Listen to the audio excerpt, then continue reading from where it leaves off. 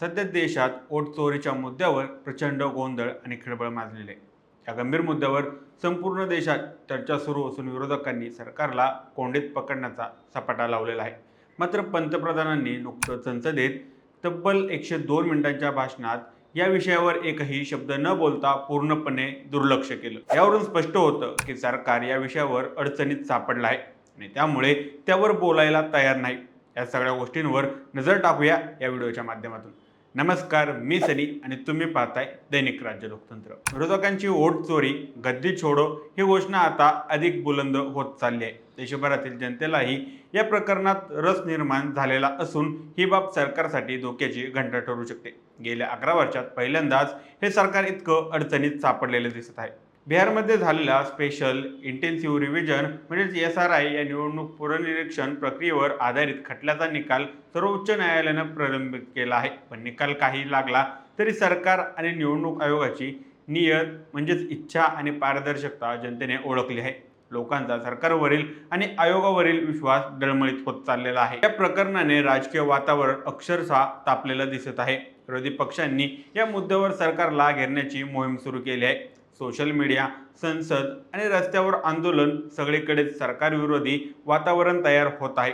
निवडणूक आयोगावरही विश्वास कमी होत चाललेला आहे. विरोधकांचा आरोप आहे की आयोग आता सरकारचा बटीक म्हणजेच गुलाम झाला आहे. निवडणूक आयोगाने आपल्या जबाबदाऱ्या पार पाडण्याऐवजी सत्ताधाऱ्यांच्या सुरात सूर मिसळलेला आहे. या सगळ्याचा मोठा राजकीय परिणाम म्हणजे विखुरलेली इंडिया आघाडी पुन्हा एकत्र येत आहे.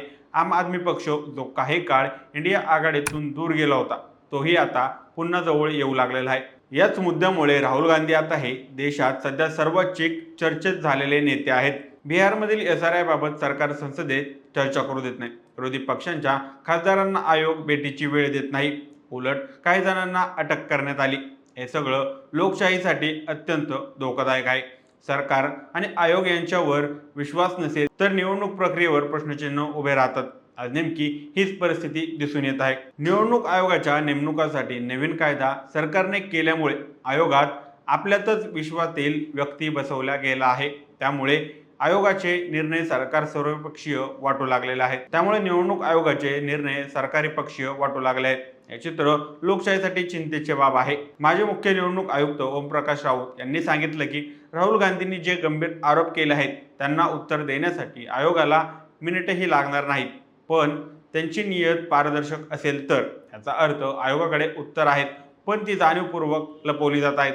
तसेच माजी निवडणूक आयुक्त अशोक लवासा यांनीही आयोगावर आणि सरकारवर गंभीर आरोप केले आहेत.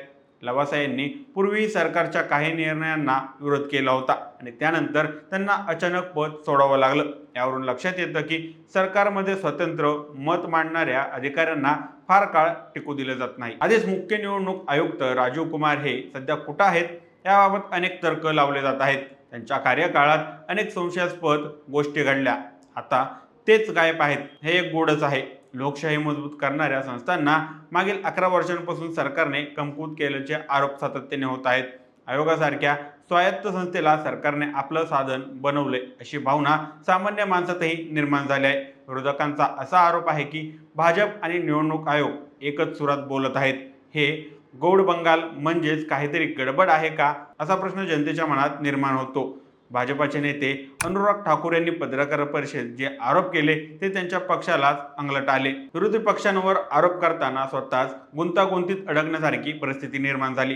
या सगळ्या गदारोळात एक घटना विशेष लक्षवेधी ठरली, ती म्हणजे कॉन्स्टिट्यूशन क्लबच्या निवडणुका. या क्लबमध्ये सध्याचे आणि माजी खासदार सदस्य असतात. यात भाजपाच्या राजीव प्रताप रुडी आणि त्याच पक्षाच्या संजीव बालियान यांच्यात लढत झाली.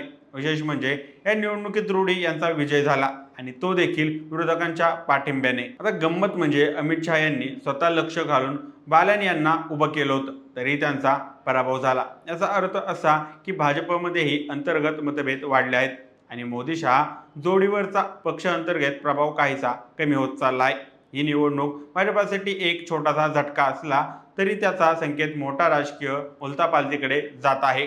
पक्षात अंतर्गत नाराजी, बाहेर जनतेचा रोष आणि वाढते विरोधक पक्षांचं एकत्रीकरण हे सगळे येणाऱ्या काळात भाजपासाठी आव्हान ठरणार आहे.